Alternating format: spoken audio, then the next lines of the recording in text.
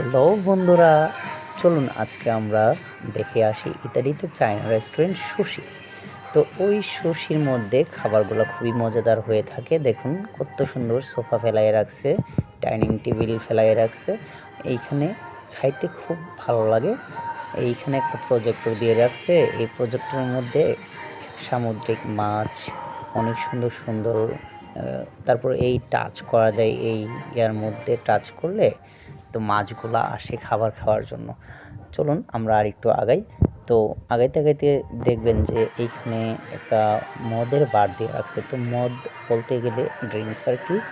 এই মদগুলা খুবই দামি, দাম দিয়ে কিনতে হয় অনেক ইউরো এগুলো। তো অবশ্য আমি কখনোই এগুলো খাই না, আবার আপনারা অন্যরকম মনে করবেন না।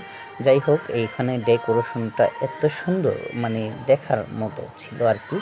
তো যখন হোটেলটা ফাঁকা হয় তখন আমি ভিডিওটা করি আর কি।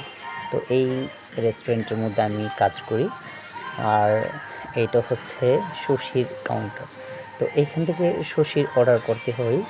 এখানে মাছ কাটাকাটি করে ওরা, সব ধরনের খাবার সুশির যা খাবার আছে এইখানে পাওয়া যায়।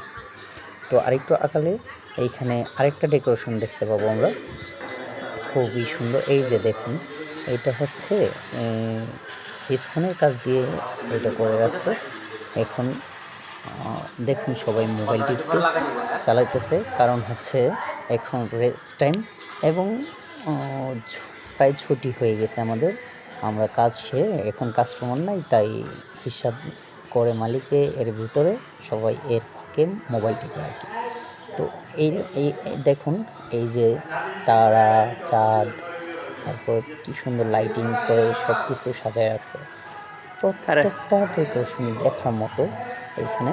আমি এই রেস্টুরেন্টে কাজ করি, অবশ্য এই রেস্টুরেন্টটা আমার খুবই পছন্দ হয়েছে। যতই কষ্ট হোক এটাতে করি আর কি। খুবই ভালো লাগে যখন আসি, ঢুকি, যাই, এই চোখে এইগুলো পড়লেই ভালো লাগে। এই যে দেখুন, এক ভাই বাঙালি হাত নাড়াইতেছে। এখানে সবাই বাঙালি, বেশিরভাগ চায়না রেস্টুরেন্টে আমরা বাঙালিরা কাজ করি। এই যে দেখুন, ওইটা হচ্ছে আমাদের মেন শেফ। তারপর হচ্ছে এই যে দেখুন, এই একটা ছেলে ভৈরবের, এই আরেকটা ছেলে ছোট ভাই ভৈরবের। এ হচ্ছে নরসিংদী, নারায়ণপুর, ওর বাড়ি হচ্ছে মাদারীপুর। হ্যাঁ, সবাই খুবই ভালো, সবাই খুবই আন্তরিকতার সাথে এখানে কাজ করে।